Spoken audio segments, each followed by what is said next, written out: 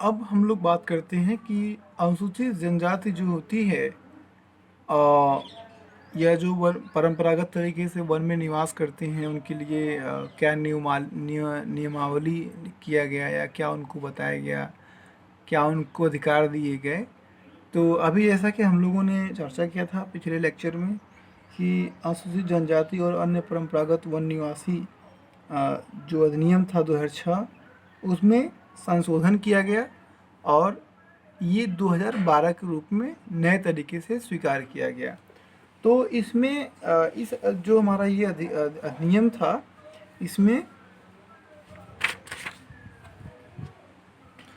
जनजाति कार्य मंत्रालय को जब उसे ये लगा कि नहीं अधिनियम के क्रियान्वयन के 4 वर्ष से अधिक का जब समय बीत बीत गया है और इस कानून का सही तरीके से क्रियान्वयन नहीं हो पा रहा है,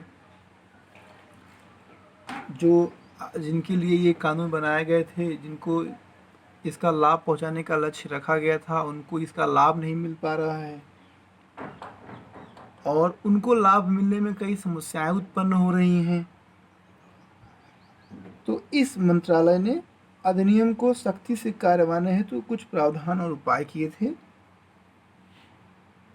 यानी 12/7/2012 को राज्य सरकारों और संघ राज्य क्षेत्रों के अनुपालन के लिए पहले से ही कुछ दिशा निर्देश दिए गए थे और इस संशोधन में मंत्रालय ने निम्नलिखित प्रस्ताव रखे थे। पहला प्रस्ताव ये था कि जो छोटे गांव या बस्तियों की पहचान हेतु प्रक्रिया और उनकी सूचियों की समेकन प्रक्रिया को निर्धारित किया जाएगा। और दूसरा प्रस्ताव ये था कि मौजूदा जो वन अधिकार समिति है उसकी अनिवार्य जनजातीय सदस्यता को 1/3 से 2/3 तक बढ़ाया जाएगा। जीविका जो शब्द है उसको स्पष्ट करना होगा, उसमें स्वयं तथा परिवार की आजीविका की ज़रूरत एवं किसी भी उपज की बिक्री शामिल होगी। यानी जीविका के लिए जो भी लोग वनों में काम करते हैं, चाहे वो वन उत्पाद से कोई भी कुछ कर रहे हों, तो उस शब्द को स्पष्ट किया गया कि जीविका के लिए कौन सा माध्यम अपनाया गया है और जो भी व्यक्ति स्वयं या परिवार की आजीविका की जरूरत को किसी के लिए उस उपज को बेचता है तो उसको मान्यता दिया जाएगा। अच्छा, वन क्षेत्र उसमें एक और ये भी प्रस्ताव किया गया कि जो वन क्षेत्र हैं उसमें लघु वन उत्पादों को भीतर या बाहर ले जाने के लिए आजीविका हेतु वन अधिकार धारकों या समितियों महासंघों द्वारा उत्पादों के उपयोग या बिक्री हेतु स्थानीय परिवहन की अनुमति दी जाएगी। यानी अगर कोई वन उत्पाद है तो उसको वनों के अंदर या वनों के बाहर ले जाने के लिए, ले आने के लिए, बेचने के लिए, पहुंचाने के लिए उसको अधिकार दिया जाएगा। अब हम लोग बात करते हैं कि अक्सर हम लोग सुनते हैं कि एनजीटी ने सीपीसीबी को यानी केंद्रीय प्रदूषण नियंत्रण बोर्ड को ये आदेश दिया या ये उस नाराजगी दर्ज की या सीपीसीबी किसी कार्य को करने में फेल हुआ तो उस पर नेशनल ग्रीन ट्रिब्यूनल ने अपने अधिकारों का उपयोग कहते हुए उसने फटकारा, या जो कुछ देश की जो भी पर्यावरण की स्थिति है या इस प्रकार की कोई घटना है तो उस पर एनजीटी अक्सर चर्चा में आता रहता है। तो आज समझते हैं कि एनजीटी क्या होता है और एनजीटी की क्या भूमिका है, ये कैसे जो है पूरे देश के अंदर पर्यावरण से संबंधित मामलों को देखता है और समझता है। तो बात करते हैं एनजीटी की। पर्यावरण से संबंधित किसी भी कानूनी अधिकार के प्रवर्तन और व्यक्तियों तथा संपत्ति के नुकसान के लिए, अर्थात पर्यावरण से संबंधित किसी भी कानूनी अधिकार के प्रवर्तन तथा व्यक्तियों एवं संपत्ति के नुकसान के लिए सहायता एवं क्षतिपूर्ति देने या उससे जुड़े मामलों सहित पर्यावरण संरक्षण एवं वनों तथा अन्य प्राकृतिक संसाधनों के संरक्षण से संबंधित मामलों के प्रभावी और शीघ्र निपटारे के लिए राष्ट्रीय हरित अधिकरण अधिनियम 2010 को के अंतर्गत 18 अक्टूबर 2010 को राष्ट्रीय हरित अधिकरण की स्थापना की गई। एक बार फिर से समझें कि ये एनजीटी क्या है। एनजीटी किसी भी कानूनी अधिकार के प्रवर्तन तथा व्यक्तियों एवं संपत्तियों के नुकसान के लिए सहायता एवं क्षतिपूर्ति देने या उससे जुड़े मामलों सहित पर्यावरण संरक्षण एवं वनों तथा अन्य प्राकृतिक संसाधनों के संरक्षण से संबंधित मामलों के प्रभावी और शीघ्र निपटारे के लिए हरित राष्ट्रीय हरित अधिकरण अधिनियम 2010 18 अक्टूबर 2010 को राष्ट्रीय हरित अधिकरण की स्थापना की गई। यानी एक अधिनियम लाया गया जिसे राष्ट्रीय हरित अधिकरण अधिनियम 2010 कहा गया। उसके अंतर्गत 18 अक्टूबर 2010 को राष्ट्रीय हरित अधिकरण की स्थापना की गई। यानी इसके अंतर्गत किसी व्यक्ति को, किसी की संपत्ति को अगर नुकसान होता है, खास तौर से उसकी क्षतिपूर्ति सहायता देने के लिए या पर्यावरण के संरक्षण के लिए या वनों या अन्य प्राकृतिक संसाधनों के संरक्षण संबंधित किसी मामले के प्रभावी निपटार या शीघ्र उसके परिणाम के लिए, इन सब कार्यों के लिए एनजीटी का गठन किया गया।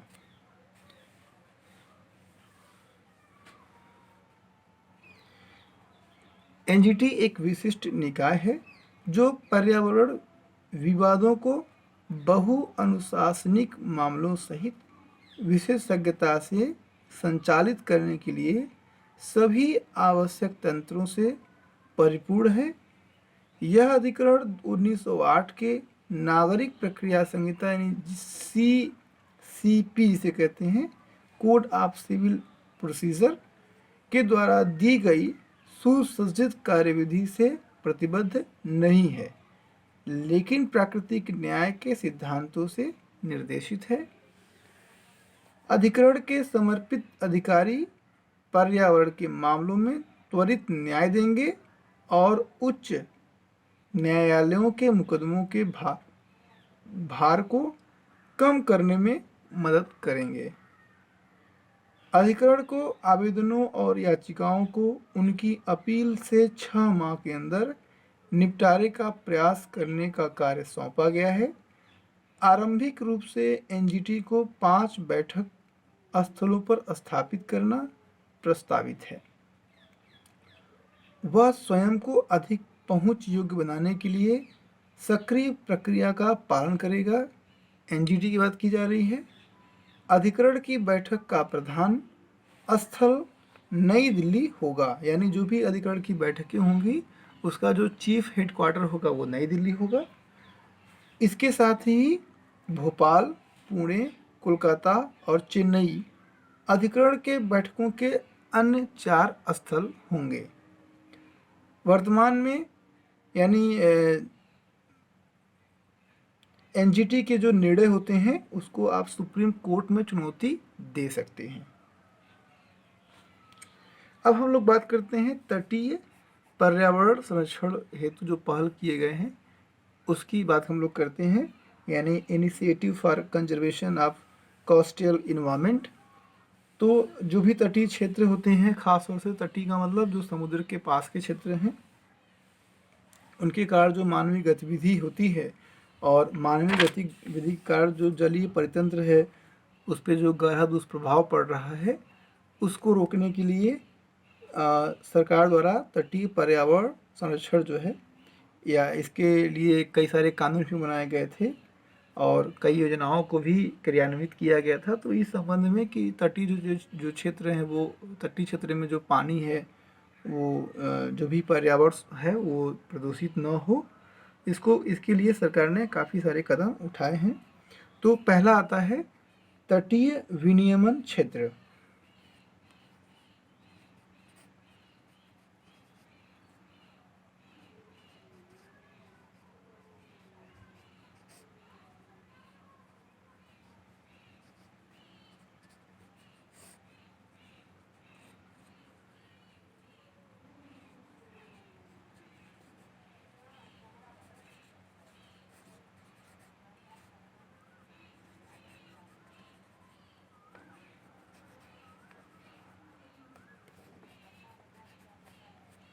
जिसे हम लोग कोस्टल रेगुलेशन जोन कहते हैं, CRZ, तटीय विनियमन क्षेत्र।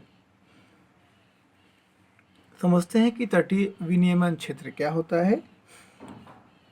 तटीय इलाकों में जनसंख्या वृद्धि तथा आर्थिक गतिविधियां बढ़ाने से तटीय पर्यावरण पर प्रभाव पड़ रहा है, हम सभी जानते हैं। इससे बहुत सी प्रजातियों का अस्तित्व, बायोम की उत्पादकता प्रभावित हुई है। तटीय क्षेत्रों की गतिविधियों के नियमन के लिए फरवरी 1991 में पर्यावरण, वन एवं जलवायु परिवर्तन मंत्रालय ने पर्यावरण सुरक्षा अधिनियम 1986 के तहत एक अधिसूचना जारी की थी। यानी हम लोगों ने अभी जो पर्यावरण संरक्षण अधिनियम 1986 की बात की, उसी के अंतर्गत तटीय विनियमन क्षेत्र के लिए एक नियम बनाया गया था।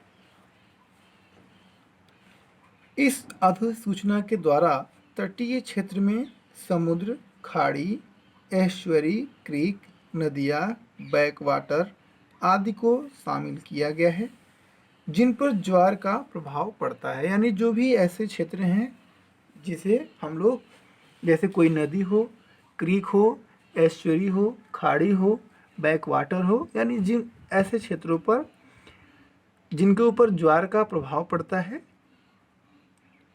इसमें उच्च ज्वार रेखा यानी जिसे HTL कहते हैं से शामिल किया गया है। यानी जो उच्च ज्वार रेखा HTL होता है उसे 500 मीटर तक या तथा निम्न ज्वार क्षेत्र से उच्च ज्वार क्षेत्र को CRZ में शामिल किया गया है। भारत ने CRZ अधिसूचना के बेहतर क्रियान्वयन व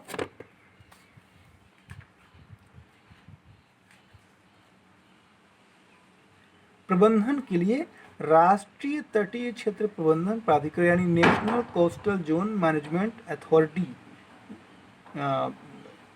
तथा राज्य तटीय क्षेत्र प्रबंधन प्राधिकरण state coastal zone management authority SCZMA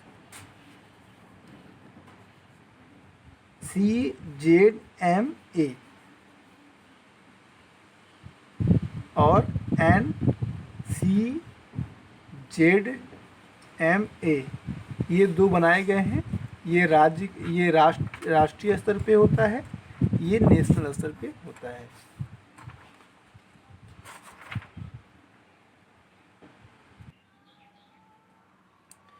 यानी राष्ट्रीय स्तर पे राष्ट्रीय तटीय क्षेत्र प्रबंधन प्राधिकरण national coastal zone management authority बनाया गया, जिसे हम लोग NCZMA कहते हैं, और राज्य स्तर पर state coastal zone management authority बनाया गया है। जो भी हमारा तटीय विनियमन क्षेत्र यानी कोस्टल रेगुलेशन जोन होता है, जिसे हम लोग CRZ कहते हैं, इसके बेहतर क्रियान्वयन और प्रबंधन के लिए इन दोनों का निर्माण किया गया है, एक राष्ट्रीय स्तर पे, एक राज्य स्तर पे।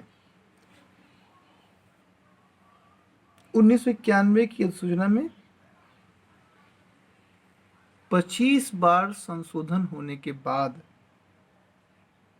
2011 में इसे नई CRZ अधिसूचना द्वारा प्रतिस्थापित किया गया था, जिसमें मुख्यतः लक्षद्वीप,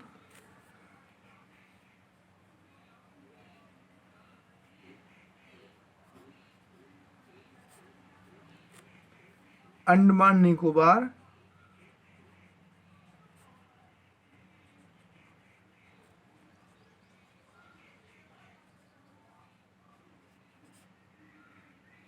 के द्वीपों को जोड़कर समग्र रूप से नियम ये लागू किया गया। यानी लक्षद्वीप और अंडमान निकोबार के जो द्वीप होते हैं, इनको एक साथ जोड़ करके ये नियम लागू किया गया।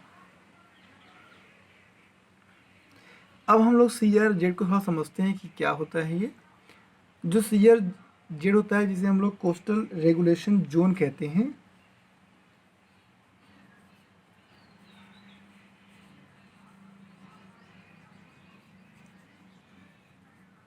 CRZ, ये बताया गया कि इसके लिए इसका काम क्या है।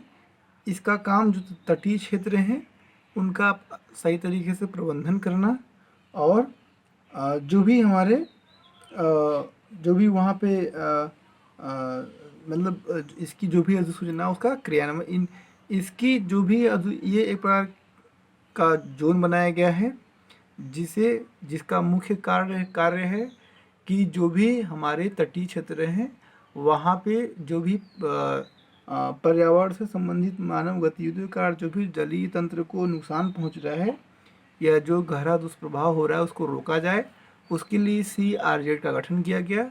अब CRZ को क्रियान्वयन करने के लिए national coastal zone management authority यानी NCZMA बनाया गया, और राज्य स्तर पे state coastal zone management authority बनाई गई।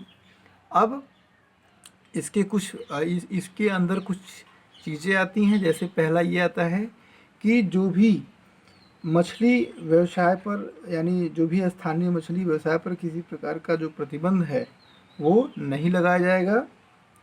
यानी जो भी स्थानीय मछली व्यवसाय करने वाले लोग हैं वो मछली व्यवसाय है उस पर किसी प्रकार का कोई प्रतिबंध नहीं लगाया जाएगा, बल्कि स्थानीय जो परंपरागत मछुआरे हैं उनके समुदायों की आजीविका की रक्षा करना इसका एक बहुत बड़ा उद्देश्य है। यानी जो CRZ है, कोस्टल रेगुलेशन जोन जो है, ये जो मछुआरे हैं जो जो समूह में रहते हैं या जो सामुदायिक रूप से रह रहे हैं उनको सुरक्षा देना, उनकी सिक्योरिटी करना इसका दायित्व है, और किसी भी तरीके से ये स्थानीय जो मछली व्यवसाय है उस पर कोई प्रतिबंध नहीं लगाता है, ये हमें ध्यान रखना है।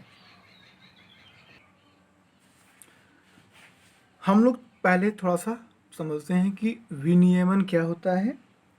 विनियमन एक ऐसा क्षेत्र होता है जहाँ पे कोई भी निर्माण कार्य नहीं किया जा सकता जब तक कि वो बहुत आवश्यक या महत्वपूर्ण न हो। विनियमन एक ऐसा क्षेत्र जहाँ पे कोई भी निर्माण कार्य नहीं किया जा सकता जब तक कि बहुत आवश्यक या महत्वपूर्ण कार्य न हो, जैसे नाभिकीय परमाणु संयंत्र, प्रतिरक्षा, इस प्रकार की घटनाएं। प्राकृतिक गैस का अन्वेषण और नमक के निष्कर्षण की अनुमति इस क्षेत्र में दी गई है।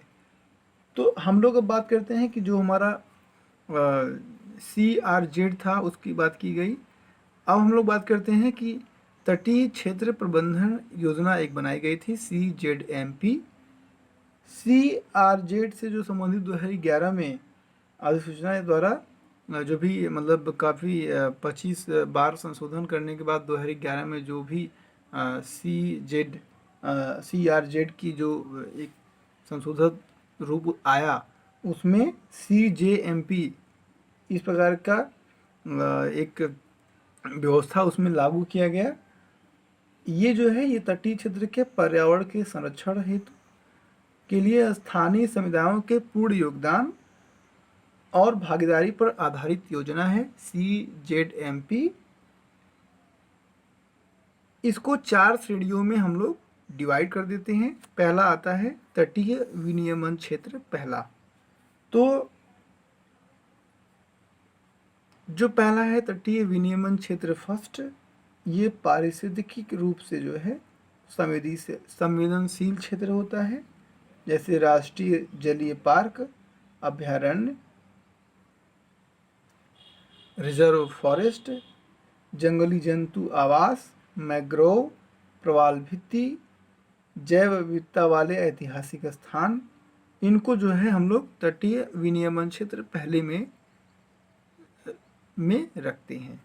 ये किसका भाग है? CJMP का भाग है, जो कि CRZ 2011 में जो प्रावधान आया था उसमें से जो है इसको स्थापित किया गया था CZMP को। अब CZMP के 4 भाग हैं, जिसमें पहला ये है। पहले वाले में क्या है कि जो भी हमारे संवेदनशील क्षेत्र हैं, चाहे वो जलीय पार्क हो, अभयारण्य हो, रिजर्व वन हो, जंगली जंतु आवास हो, मैंग्रोव हो, प्रवाल भित्ति हो, जैव विविधता वाले ऐतिहासिक स्थान, इस सभी को इसमें शामिल किया गया है। इसमें उच्च ज्वार क्षेत्र और निम्न ज्वार क्षेत्र को भी शामिल किया गया है।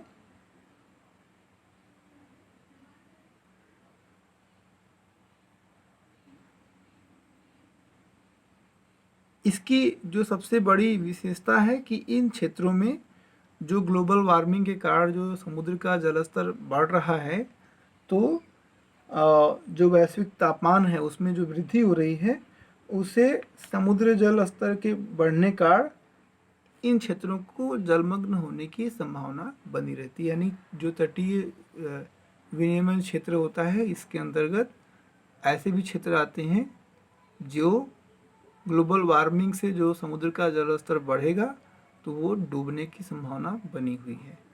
अब बात करते हैं दूसरा, तटीय